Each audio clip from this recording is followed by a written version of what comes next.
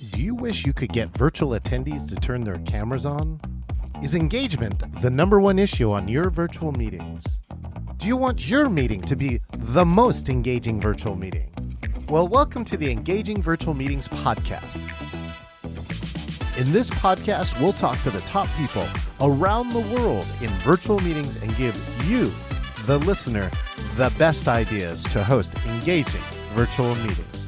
Make sure that you click subscribe so you can get the latest episode of the Engaging Virtual Meetings podcast. Now, let's welcome your host, the author of the #1 Amazon hot new release, Engaging Virtual Meetings, John Chen.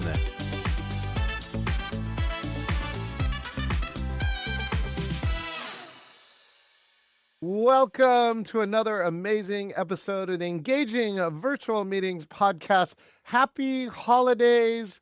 I have just been on the road what feels like 21 days, so I'm finally back in the studio, and I'm so excited to share all the cool things that happen, and especially this next guest who I got to see in person. By the way, if you're here on social media, make sure and subscribe, share, like, or comment. If you want to see all the episodes, go to engagingvirtualmeetings.online. We just celebrated our 1,000th, 1,000th episode download. So thank you for all those who have downloaded an episode, and make sure if you are listening to this too, you can get a free ticket or you can come to the live show or the paid ticket, engagingvirtualmeetings.com/CON, the Engaging Conference. You can also scan this QR code. Our conference will be October 21st through the 23rd. It will be the Engaging Retreat here in Bothell as well as hybrid online. Okay, now let's bring this next guest in. This gentleman is a recovering motivational speaker, right? He's presented for over 1 million people in all 50 states and several countries. He helps people think different, dream big, take massive action. He was a game show contestant on The Price is Right, and he saved my bacon recently with karaoke. Please welcome my good friend, Kevin Snyder, CSP. Woo! Oh my goodness. Oh, look at that. You still have the shirt and the name tag. And the name tag, yep. The gift that keeps giving. This is about 22 years old. So yeah, for sure. I take it with me every presentation as well. I was going to say, you now use it as part of your keynote, right? Absolutely. Literally, if it weren't for my story about Price is Right, I would not be a speaker, because that became my signature story. And it's actually evolved over the years. How I used to tell it at the very beginning, I tell it a different way now. I mean, it's still true. Don't let the truth get in front of the good story, but I'm able to share more about why The Price is Right was so important to me as a kid. Okay, well, I'm going to ask about that because Price is Right was super important to me as a kid. Remember when we used to go like on Sunday, you would get the TV guide and you would circle all the show, like, I'm going to watch this, I'm going to watch this. That's what I used to do. That was my growing up. But Yep, oh my gosh. Kevin and I just saw each other in Minnesota, right? And he saved my bacon because he's one of the cool people who kept his commitment. I got to tell you, there's one word for this guy. It's integrity. He said he was going to go and he went. And let me just tell you, lots and lots of other amazing people who say integrity didn't go. And there's a fair chance with it. It was -8 degrees outside and it was 20 minutes away. And that was a significant barrier for engagement for many people. Kevin, you want to just talk about, a little bit about why do you love karaoke so much? Well, let me that story though, because I think the content is important. I thought karaoke was going to be in the lobby of the hotel that we were comfortably and warmly in. And as people started to back out, and I could tell, John, your eye, because you put a lot of time into it. I mean, you put a lot of time into these podcasts. You put a lot of time into everything that you do, and you're very intentional. So even karaoke, I mean, you had mentioned it weeks before this summit that we went. So I was like, yes, I'm in. And, but I was like, yeah, I'm sure it's going to be like at the hotel. Right. And as people started to back out, and I understood, why, but I was like, I looked at you and I was like, I told you I would go, and I'm going to honor that. So let's go. And we ended up having a great time. So It did. We'll tell you about the end of that magical experience, but let's just do this first part. Kevin, a lot of my friends don't know you, and they should. They surely should. Kevin and I also did some work for the NSA Foundation, right? Kevin is one of the most giving people I know. All right, he's a CSP, which makes him one of 400 active certified speaking professionals right now. So you just want to meet him, you want to learn about him. So for my friends who don't know you, Kevin, take a moment to introduce yourself, who you are, and what you do. Yeah, my name's Kevin Snyder. I'm based in Raleigh, North Carolina, but I travel kind of wherever. And now it's great too with the virtual. And John, you've inspired me and helped me with the virtual aspect too. I'm upstairs right now in my attic. We finished my attic. I got a little switcher here, as you can see. The lovely John Chen, engaging virtual meetings. Oh, he knows me. He likes me. Yes. So, John, you've pressed your luck. No whammy, no whammy, right? So anyway, you've inspired me. And that event that you mentioned where we basically helped people was a kind of a panel discussion, helping people learn how to get into the college market and the youth market. And the day of the event, if you hadn't saved us, that event would not have happened. And we ended up raising a ton of money for the NSA Foundation. So, yeah, all good stuff. But you asked me to talk about me? Is that? But so again, tell my friends who don't know, like if what does Kevin Snyder do? What's his specialty? Right? We all found that our riches are in our niches. Talk about again who you are and what you do, Sure. and what's your specialty piece that you bring value to this beautiful world. Awesome. Well, I'll keep it short because, but there's a lot when you say speaker, professional speaker, a lot of people that can be a lot of different things. I am a keynote speaker for the most part, meaning I speak at a lot of annual meetings, conferences, associations hosting that annual meeting, or a conference. And where I'm talking to a wide variety of audiences. Yes, I can do small group trainings and I do some of those. But I really like the keynotes. That's how I started when I was first exposed to speakers, was watching other speakers. I remember even when I was in college, going to student leadership conferences, going Greek week. I was in a fraternity, and every Greek week they brought in a speaker. So there's like 500 students in the audience, all auditorium style, and they're watching this amazing speaker. And I remember Mitch Crane, that was the speaker. I actually shared the stage with him 15 years later, lo and behold. But he was the first speaker I ever saw. And when he got out off the platform and walked in between the audience and was going up to students, asking them questions like in a conversation, yet it's 500 of us. It was amazing. He put his hand on me. And I don't remember what he said, but just that touch almost felt like I got anointed, like I got baptized or something. But I had no desire to get into speaking then. I truly didn't. I struggled with depression when I was young. Took that with me to college, so I struggled in college. And my senior year, I realized because I had such a transformational experience in college because of the staff and the faculty and just the environment, I knew that I wanted to work at a college campus. So I studied marine biology, but I knew I was going to work with students, not dolphins. And long story short, I basically started working my way throughout different positions in higher education, student affairs, director of student activities, director of orientation, Greek life. And I would hire speakers. I was kind of like the meeting planner. And I didn't realize it at the time, but I literally was learning the back end of the speaking business from the meeting planner standpoint. Right. And I hired some really good speakers that motivated me and my students, and I hired some not so great speakers. And that's where I started to develop a simple little workshop. It would grow over time, and I mean years. But I was building belief in myself that I could do this. And it was students, it was my audiences that would come up to me afterward and basically say thank you or tell me their story. And the more and more students that did that, the more and more I realized I actually had a message that was worth hearing that could impact positive change. And that is absolutely where I opened up the idea of speaking, that maybe I could do it, but I never charged because I had a full-time job. Repetition is the mother of skill. If you want to get good at anything, you got to practice. You got to keep doing it. And so I got better and better at it. But again, I never charged. I never wanted to. I truly was in it because I wanted to just help other students. And then what became my game changer was when a student waited in line to chat with me and told me that they had contemplated taking their own life.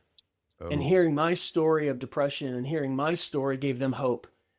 And they made a change. They made a choice to change, to get help, and focus on, kind of was like the message of my presentation. And that's where it was like the universe was waiting for me to realize I was ready, or it was time. And that's when I also resigned my job. I was a dean of students at High Point University. I'd made my way up to my dream job. And whoa. after a year and a half of that, I decided, speaking is calling me. It's You only might, you, taken 15 years, but it's oh, calling me, and I resigned.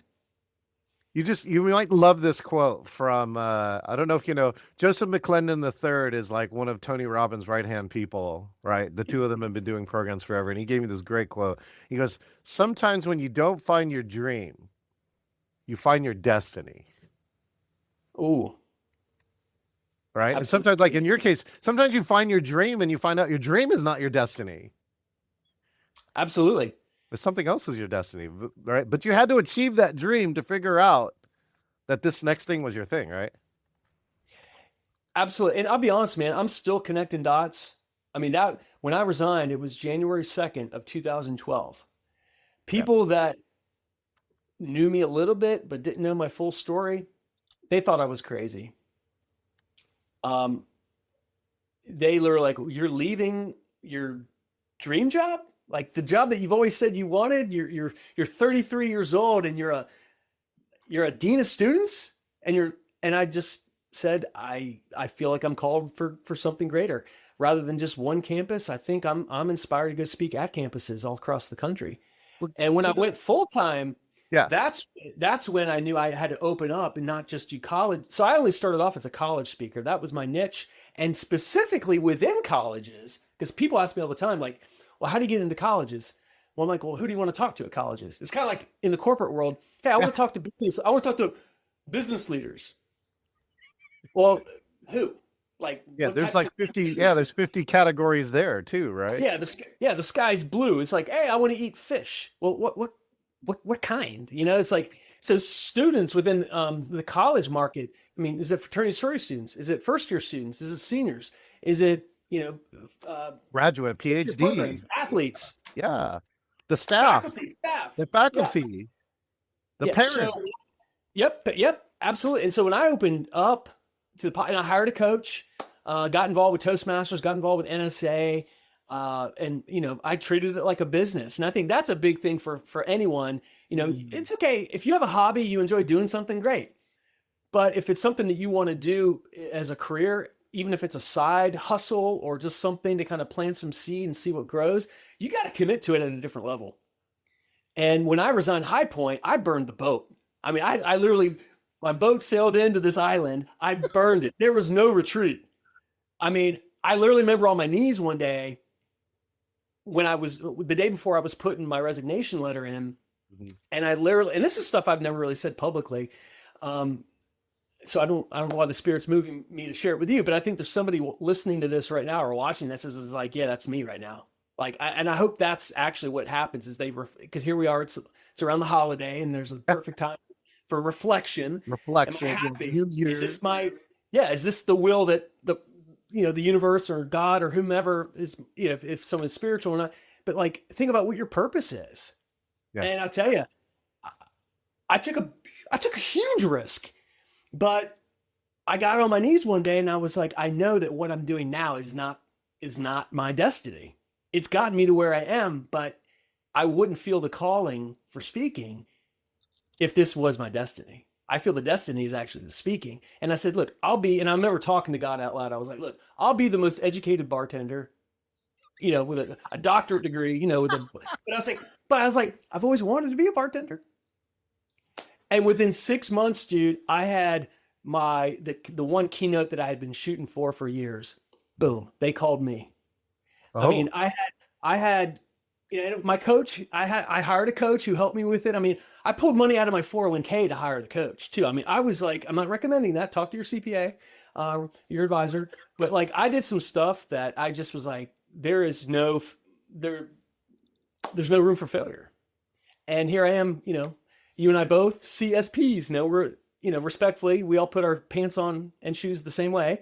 But like, there's a certain level of speaking now that I'm at, and I'm happy for it. So. Yeah, for those who don't know, too, the certified speaking professional is a like 4 or 5 stage process, and it's a serious thing. And so that's what, at least one thing that NSA has taught me is that it's significant. You can't walk into the speaking world and just become a CSP, right? You have to earn it, right? It's like you can't walk up to Mount Rainier and get to the summit. You got to earn, you got to take all the steps, right? And if you didn't train, you won't make all the steps. It's pretty significant. It's pretty significant. So, Kevin, I want to go back to this calling part because, I've given a lot of talks too, and I have had the same experience, right? I gave up a cushy job at Microsoft, right? It was very lucrative. It was very powerful. It's all those things. And I totally got called to do something else. I got called. And I just want to see if you dig into a little bit, Kevin, for those who are thinking about it or like, the worst part is that you got called at one stage in your lifetime and you ignored it. Because that's even worse. Like if you never get called, okay, that's fine, right? It's almost easier in this world to be ignorant, right, than to be educated but not do it. Yeah. And so I just kind of curious, like, what were some of the real core? How do you know that you got called? Right? That's many people have asked me, and I'm just curious what Kevin Snyder's answer is. It's some of it's explainable and some of it's not. It's like I remember talking to a counselor about it because a counselor when I was 12 years old and diagnosed with a depression, the two reasons I'm alive today are, number one, the unconditional love from my mom and my dad. Yeah. And then two, professional counseling. And this was the 80s. I mean, the 80s. The doctor literally looked at me and said, "We've never treated an adolescent boy with depression. We're not really sure what to do." It was really that unknown at that time. Absolutely. Like nobody knew what to do. Okay.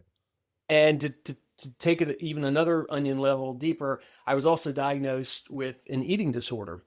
And the doctor literally said to me and my mom, he said it to my mom as if I wasn't even in the room. He says, we didn't even think eating disorders could happen in boys. We thought it was only something with girls. So to your point, John, have we come a long way? Yeah, but we still have a long way to go, and we always will. No one's immune from mental health. And so now what's interesting too is I did a TEDx talk about a year and a half ago where I opened up for the very first time publicly about all of this. And that was the purpose of the TEDx talk. The theme was body, mind, and soul. And I just felt it was time because people know me as a motivational speaker. I kind of run on stages, kind of like how I ran in for this, podcast, like, I've got "Don't Stop Believing" playing the music and rah rah and setting the tone. But then 5 minutes in, I'm letting people know, hey, "Don't Stop Believing" it's not only the number one song of all time, it's also the number one determinant of our success, to believe in ourselves. And I know how difficult that is because everything I share with you today, I struggle with at times. But there's tools I have in my mental toolbox that I pull out, and I'm going to share those with you today. Right? So that's kind of how I set all that up in my program. But I want people to know who know me, whether it's one-on-one or in a presentation setting, I want them to know that I truly want to help. Because there's a lot of pain. Yes. But catch this. And here's part of my message is, but when our belief is stronger than our doubt, we're unstoppable. When our resilience is stronger than adversity, because we all have adversity, we're unstoppable. Anything's possible. And sometimes people just need that reminder. But they also need to be equipped with some tools on how to think better, how to change the station. I mean, if we're listening to a song on the radio that we don't like, what are we going to do? We're going to change the station. Well, guess what? We can do that with our minds. Just because we have, and this is what my counselor told me that changed my life. I didn't realize it then. It's about awareness. She goes, look, just because you have a negative thought, Kevin, doesn't mean you have to agree with it. And that was a revolution at that time, right? Yeah. And it saved my life. So I wrote a book called Think Differently. Ironically, I have one here. And I do free downloads all the time on my website. Go to my website now and get a free download of this. But I literally have a quote in the front of the book that says, "My thinking was the problem until I discovered how to make it the solution." Right? And I'm still reminded, my wife a couple months ago, she's like, "Honey, Um, why don't you take the afternoon off and reread chapter 2 of your book? Oh, this was wifely advice time. Yeah. And that chapter is called Think Differently for a reason. So that's the Think Differently chapter in Think Differently. So, but no, I mean, we're, at least for me, I mean, I'm a work in progress. I, you know, it's like, goals are like highways, they lead you to a destination, but they're always under construction, you know? So Yeah. yeah. Well, I want to give you a shout out. My very good NSA friend Molly Chen just chatted us on Facebook and said, Kevin, your book inspired me. Oh, well, hey, tell her to put her address in there. I'll mail her another one. I'll sign it and I'll double the value. There you go, Molly. I mean it, Molly. Put your send me a note on email or DM me, and we'll get you an autographed copy that you can gift to somebody if you want.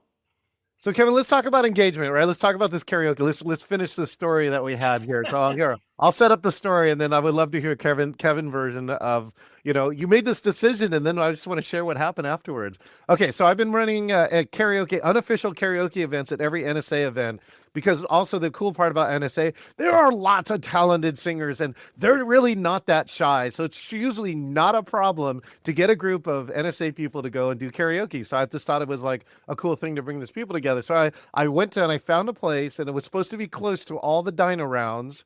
Right. So all the dining rounds, there were supposed to be restaurants all in downtown. And so I picked a location that I thought was kind of central to that. So it'd be like a 3-minute walk or Uber or whatever. And so I had to pay for it, but I think it's like that. I don't care about that part. I just really want to gather a group, and it doesn't have to be everybody. It won't fit 150 people. I just kind of know I'm looking. There was something that COVID taught me, is that I thought I could have thousands of singers on a virtual karaoke. And in the end, I go like, I just really want the right 12. The right 12 is actually the best thing. You can actually do a rotation in an hour. Everyone gets to sing, right? It's the best experience. And so I put it out there, and you're right, Kevin said I did it early. I put it out there. People responded. I put it in the group. So I did my job marketing it. And I even had flyers at the event, and then these things happen, right? Minnesota goes through like one of the weather patterns of all time, -8. Like even the Minnesotans are saying it's cold, and that's a lot. I love, what was it? James Robolata's joke was when Celsius and Fahrenheit meet, you have a problem. So everyone dropped out like flies, right? But there's only 2 people who say yes, Brett and you, Kevin. Brett and you were on the fence. I saw you vacillating, and I really did my part on my side to said, I'm not going to force anybody to do anything they don't want to do. That's just who I am. I just really don't want to. I just always give people a choice or whatever. And then, and so Kevin, I saw Kevin vacillate about this decision, and then he made his decision. So why don't you take it from here, Kevin? And again, those words were, I told you I'd go, and I want to honor that commitment. So let's go before I change my mind, John. Come on, let's go. Yeah, I saw that too. So I said, let's go. Yeah. And then what happened? So, well, we went, right. Are you wanting me to go into the story here? No, I want you to close the story from your perspective. Well, we had a great drive, the 3 guys in a minivan, driving 20 minutes and -8, but we had great conversation. I didn't even know Brett, and now I'm a fan of his. Yeah. Yeah, we go into this restaurant bar, and they have a live band, and we're like, why are we going into the side karaoke room? There's like a live band. There were 3 of them. Right? Yeah. And then we get into this private room that was like, okay, is this like something from Squid Game here, or like, like some weird movie? It felt they like shut the door, like, okay, now like people are going to come out and like chain us up or something. But it was like, I kind of felt like it was like 3 guys that went to go watch Christmas lights together. It's like, it felt a little awkward at the beginning. We sing a couple songs. We're like, okay. And then Brett goes out. He says, I'll be right back. He comes back, 5 minutes later, and he brings like 10 girls with him, and a couple of them had boyfriends, but like this party just comes in, and they're like, they had been out a while, dressed up, half of them. I don't know what occasion it was, but we ended up having a blast. And yeah, it was amazing. So next CSP summit, man. Yeah, we'll have to, I don't know how to raise that bar, but we will, I'm sure. So here I'll give my additional commentary and then why I think this event was so important, right? But there's a couple reasons too. So they brought in and they were like, I don't know, they were on some kind of pub crawl. So they got multiple Santas, they got like, sexy elves going on. This the whole bit. And they were great. And they what Brett also told me, they had just gotten turned down by a place to saying you'll have to wait 2 hours to get a private room. Right. And so Brett says, I don't know how he found, I have no idea how he found this perfect group of people, but they Yeah. were all wanted to sing karaoke and got turned down. And so they were kind of in the bar commiserating, going, this is going to be a shitty night. This is going to suck. Right. And then all of a sudden they ran and boom. And the whole thing just blows up. Like some of the highlights, well, they would bring in like 40 beers at a time. And one of the women who lost her voice does the whisper song by the Ying Yang twins. And I think she was twerking sometime during the night. This is what I seem to remember. But you know what? It's just like we all kind of bonded together. It was a great singing night. They had amazing singers there. We did all sorts of different songs, some duets, right? That I thought. And ultimately, this is the thing I hope that great speakers do, that great people do, right? They take what could be what the most weirdest, awkward, terrible, very well could have been like a disaster event and just like literally transformed it. Transformed. Yeah. By the end of the night, everyone universally, including the group that came in, said this was the best night ever. It was like one of the best nights. This was so great. They're so great. And so two things that I think that were so important. Number one is like, I mean, for you and Brett, right? I am emotionally indebted to the two of you for like following through and saying yes, right? Because like here's something. Like I asked people to climb Mount Rainier with me as one of the first things I did in my new job. And the number of people who say, yeah, let's do it, when you're talking about it, and then you tell them, Kevin, no, we're gonna go and it's August 23rd and blah blah blah, and you're like, I'm out. That's like everybody else, right? They're like, I'm out. And but you and Brett said yes. And the second thing that I think is so important is that this caught notice for the person who is in charge of next year's CSP, and they committed to at least make the suggestion to say, let's make karaoke an official part of the Yes. CSP summit. And you helped do that. You helped do that, Kevin. You helped do Well, that. and I already put it on the eval too. So the eval from the summit. So yeah, we'll make that happen, man. We'll make it happen for sure. So thank you for that. I mean, that's engagement. So what do you think? What lesson did you pull from that about engagement? Like engagement of either other people or disengagement? See, sometimes you have to look at the opposite side of the problem. Like I did a lot of work at Microsoft about people who are quitting. They were 7 years senior. Stock was at an all-time high, and people were quitting in droves at that point.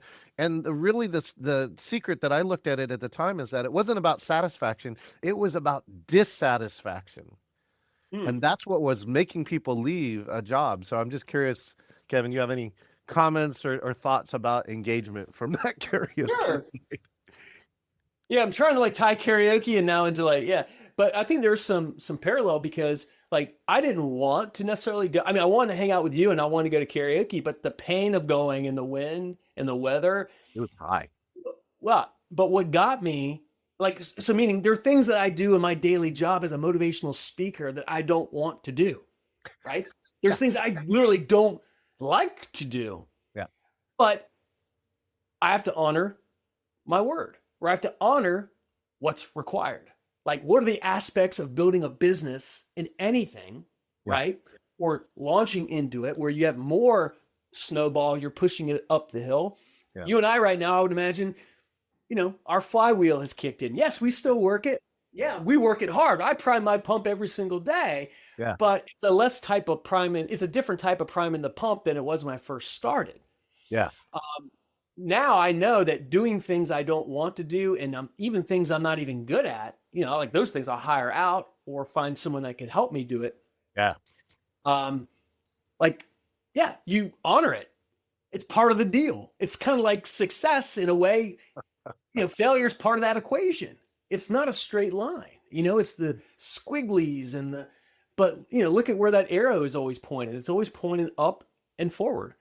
So I guess, yeah, a lot of parallels. absolutely with engagement. I mean, I think people, and that's a topic that every industry struggles with. The whole term of quiet quitting and how do I get my members more engaged?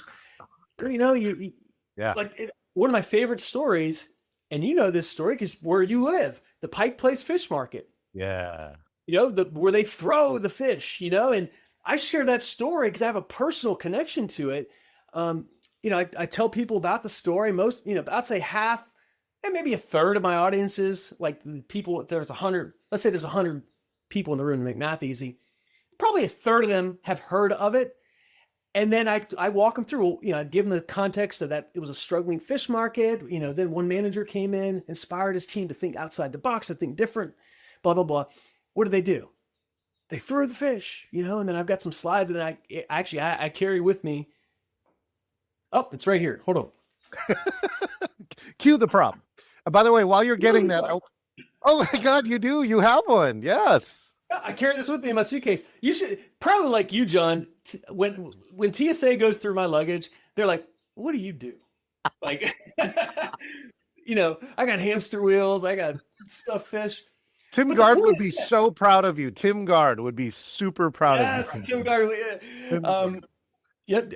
And I even carry my Price is Right props that I won on the show. I saw that, right? You put it up and I hold them up. Oh, that's I'd say I get when I've shared the story, people watch the video, and then when I'm playing the video, when the video is playing, I'm holding up the props and I come out with the prop. People literally halftime, it's like standing ovation because they're like, "No way!" But anyway. It's a mass level of authenticity. I just want to also share with you too, our other fun NSA member, I think believes she lives in Mexico right now. Teresa Savadago says your book, Paid to Speak, is the playbook, that she gave you that prop. Hey, yeah, Teresa, good to see you. Good to see her. Oh, that's awesome. Glad that she's checking us out. So let's transition onto this. Oh yeah, go ahead, Kevin. You got something? Well, let me land that plane real quick about the fish, because it's not just the story, it's the point, right? Story, point, application.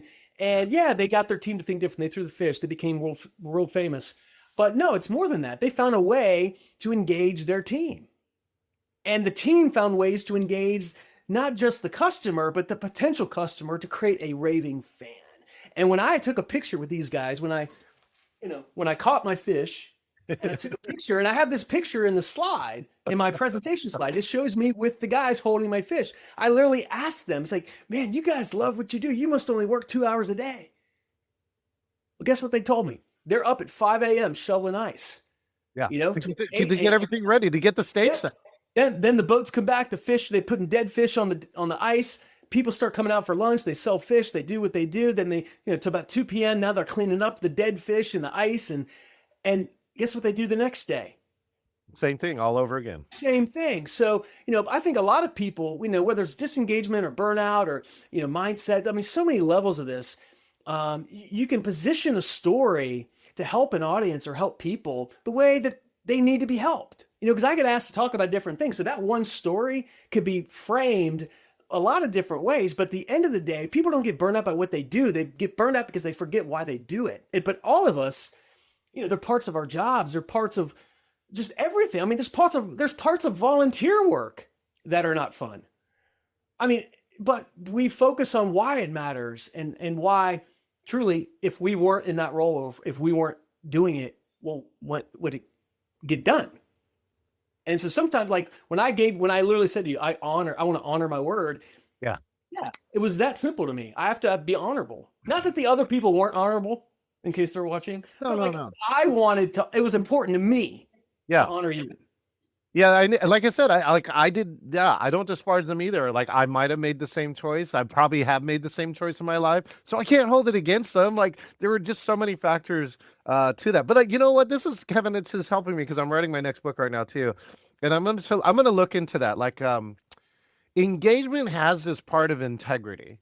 All right. And it says the two parts, like us as speakers, right? We do our part I want to create engagement as a speaker. And then your job in the audience, right, is to reciprocate that, saying, I will join in on the parts that I feel comfortable around with engagement. So I really want to take a look at that because I do think there's something like that. I think that's what a speaker, and that's what meeting planners, anybody who's creating this part where they're trying to create engagement, they have to, there's a piece there that if you have your integrity, like here's a great example, right? You put this great corporate social responsibility program to do something, and the CEO doesn't show up. She doesn't show up, right? He or she, and that like that miss in integrity tells other people to don't engage, right? If it's not important for the CEO who's paying for the event and should be here and showing the way, right? Then maybe I should tune out too. So, oh, I love this part. Geez, Kevin, our time flew by. So I'm going to do something really cool with you. I've been working on this part. This is called the speed round. The speed round. All right. Uh-oh. So the All right. speed round. The speed round says I'm going to ask you a bunch of questions, and you just got to try to answer them as fast as possible, and then Okay. maybe we'll make some funny sounds like this. Okay, great. All right, are you ready for this, Kevin? Hit me, hit me. Okay, best engagement tip, Kevin.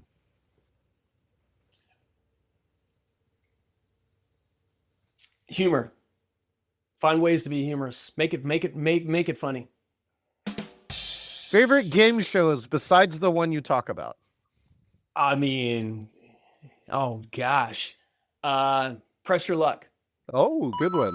I was waiting for no whammies, but that's okay. What's your favorite piece of virtual tech? My favorite. Virtual tech. Favorite piece of virtual technology? The ATEM Mini Pro switcher that I'm looking at right now that allows me to go from here to here to here. I have another one too. It's not set up, but it's a camera over everything. That has been a game changer for me. Game changer. There you go. I love that. ATEM minis are definitely one of them. Okay, what is your go-to karaoke song? I think I already know what this answer is. Just a small town girl living in a took the midnight train. Lonely world. Hit it. Don't stop believing. He's worked on it too. I got to tell you, when you hear it live, he has worked on every note. It's genius. Okay, who's your favorite? I did that live karaoke one time with a live band, and the yeah, guy's like, he's like, "Can you do that song?" And I'm like, "I was a first tenor at the North Carolina Boys Choir. I can do it." Oh, I did. You tell me that. There we go. Wait. Wow. Your favorite motivational speaker? John Gordon. John Gordon. I'm gonna have to look that one up. What's your biggest dream that came true? Price is Right. Oh. Yeah. I visioned that for over 12 years. I mean, that was one of the. I mean, you asked me to be short here, but that's the essence of my keynote stories. It means a lot to me. It was actually the one thing that my counselor asked me to do more of, so that it would be a mental break, a mental escape for my own thinking. She's like, I want you to watch, because she asked me, what's one thing you look forward to every day? And I was like, watching The Price is Right. And she said, okay, I want you to watch that as much as you'd like. I was like, you want me to watch more TV? I'm like, okay. But that's the point. So The Price is Right became this like healthy obsession, and that's part of the story. So. Oh, genius. Okay. Let's see. If you were an animal, which one would you be? Pelican. Oh, I want to hear the follow-up, but we don't have time for it today, so I'm gonna have to interview you twice. Okay, geez. Oh, the coolest person who you feel like has been called to. Called also, like that. The coolest person that I've been called to. Oh, my wife. Oh, there's a love. And the last one, and second to last, what's your best treat it like a business tip? If it was easy, everybody'd be doing it. Yeah. And your last tip is, if you could magically get some of our guests like Teresa or Molly to remember one thing from this interview, what would your one thing be? Your belief in yourself is the most important thing that we could possibly ever do. Just to believe in ourselves. I agree, Kevin. And you probably also would agree with your mental health, right, is also one of the number one things you got to have. You got to have it. So, absolutely. Kevin, thank you so much. I am honored to call you even closer of a friend from even our last NSA Foundation experience. I'm telling you, know what this is? I just traveled a whole bunch of in person as well. As much as I love the virtual world, I also agree that sometimes there are only certain things that can happen. And that whole karaoke thing would be very different if it happened virtually than it did in person. And it's something that drew me very, very much closer to you, Kevin. And I appreciate that about you. So Absolutely. Hey, look, to our listener, because I'm gonna post this too. So look, if you're somebody virtually and you want to get better at it, there is no better book than this, and there's no better person to follow and study and hire potentially even as a coach to put in action would be John Chen. So John is the guy. thank you, Kevin. And Kevin has one of the very rare books ever signed in red Sharpie. In red Sharpie, Kevin. That's going to be your mark for the rest of the time. I put a link about where to find Kevin. Make sure and link with this guy, right? If you need to think different, there you go. There's all there. If you want to think different, if you want to learn more, if you just want one of the I'm literally top 400 speakers in the world, go check out this guy, Kevin C. Snyder. Kevin, thank you so much for coming on the show today. Honored, buddy. Thank you so much. Good to see everybody. Outstanding. Thank you so much. We've been visiting with Kevin Snyder, who just says, right, your mental health is number one thing, and you just got to learn how to think different. And the third part that was in there too, it's like, if you think you're getting called, get called, all right? Get called and follow it, and your life might end up like our good friend Kevin Snyder. And by the way, sometimes when you get called too, a lot of people will go and look at you and going, you look like you're doing something crazy. Like, do I need to do something or ask somebody something around this? And you might, but sometimes you might find out they're right. Hey, if you're watching this on social media, subscribe, share, like, comment. If you want all the episodes of the Engaging Virtual Meetings podcast, there are almost 200 episodes now here, engagingvirtualmeetings.online. And if you want a free ticket to my amazing conference, the Engaging Conference, which I'm going to talk to Kevin and see if he wants to show up here in October. Hopefully he's available. This year will be October 21st through the 23rd here in Seattle, Washington, and everywhere online. And most of all, if you want to be like Kevin, then go to engagingvirtualmeetings.com/meet, select interview, and you might not be the next guest here on the Engaging Virtual Meetings podcast. Happy holidays, everybody. Thank you so much to everyone I saw in person, everyone I saw virtually. Thank you so much for an amazing 2024, and I'll see you next year in 2025, and I'll see you next time. This is John Chen, the author of the Amazon #1 hot new release, Engaging Virtual Meetings. I personally want to say thank you for listening to the Engaging Virtual Meetings podcast. It is my passion to help you eliminate bad virtual meetings. Make sure that you click subscribe so that you can get the latest episode of the Engaging Virtual Meetings podcast with all of the latest ideas. Hey, I want to meet you. If you want to talk about a virtual meeting challenge, or if you want to be the next guest on the Engaging Virtual Meetings podcast, just go to engagingvirtualmeetings.com/meet. That's engagingvirtualmeetings.com/meet, MEET, and find your best time to meet up. Thank you, and I look forward to engaging with you online.